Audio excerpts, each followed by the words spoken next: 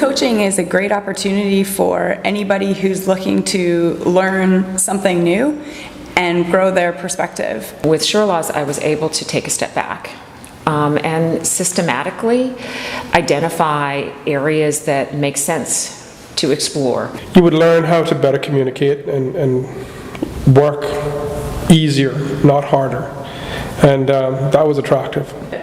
What I was really interested in hearing from Shirlaws about was what their philosophy was and how they bring coaching to life in Cayman. And lots of people often confuse consulting and coaching, and having a background with parents who do executive coaching. I really wanted to understand how they do that, what their methods were, and their philosophies around delivering that to clients. And it was certainly aligned with my understanding of what coaching is, that they're supportive, that they are performance enhancers. At one point in time, we actually took quite a few steps back. We had originally decided that we wanted certain values, and at the end of the day, or at that stage, we said, wait a minute, those are great lofty values, but they really aren't ours. So it was interesting to see everyone start taking ownership of the culture that they really wanted to see in that group. We had to cut some people back, and I'm a very organized person, and I looked back and I said, I just felt like it was disorganization.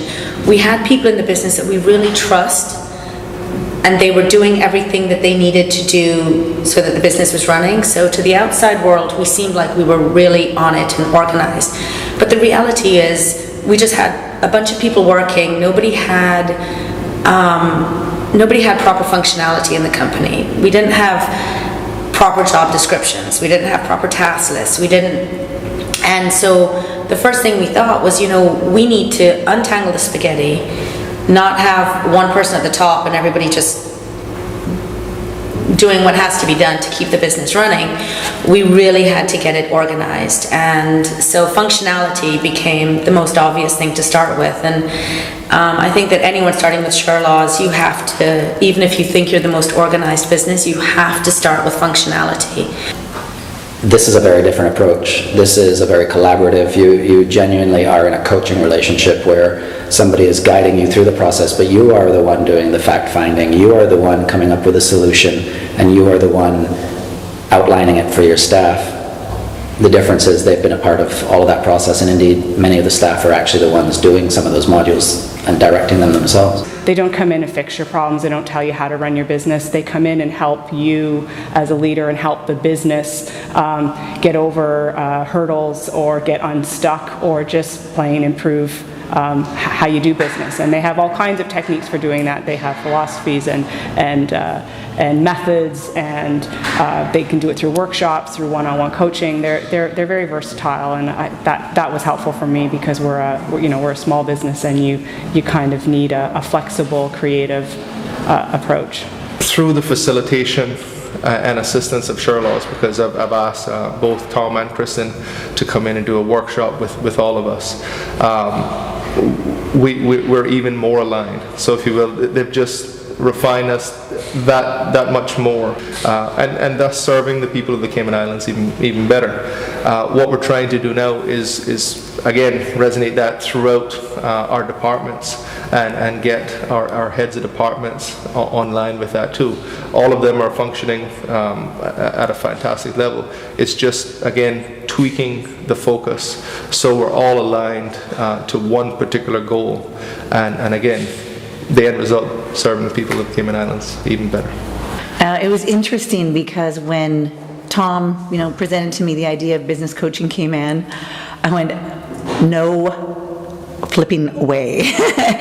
Do I have time to go and do this? I mean, I've got deadlines. I have, our primary businesses are in photography, so we have brides, we have edits, I'm heading from here to a wedding right now. I just thought, no way. But then there was something inside of me that said, if you can't do this, then there's going to be lots more that you can't do. And so, although in hindsight, I really wish I would have done the homework and everything else, the 6 months that I committed to that was really great. And when I walked into the room and saw other business professionals who I knew and appreciated and respected. It really made it a lot easier because I know that those people think along the same lines as I do, as far as not just having a business to make money, but to me, impact is so much more important. I mean, I want to be able to be remembered for the job that I've done for somebody, not just to go and plow through everything. I think that business owners and executives have to understand that even Tiger Woods has a coach.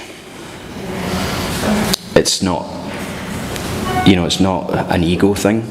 It's just that sometimes having a third-party perspective, things become obvious that are not obvious to the person on a day-to-day basis.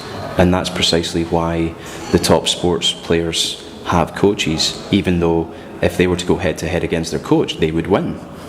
Having a coach isn't a sign of personal weakness. It's a sign that you see room for improvement in yourself. So if you're the kind of person who doesn't see any room for improvement in yourself, then don't sign up to executive coaching. But if you're the type of person who thinks that you have room for improvement, then you have to ask yourself, how is that improvement going to come about? What investments can I make in terms of money or time to hasten that improvement? And I would say that coaching is the best investment of your money and your time.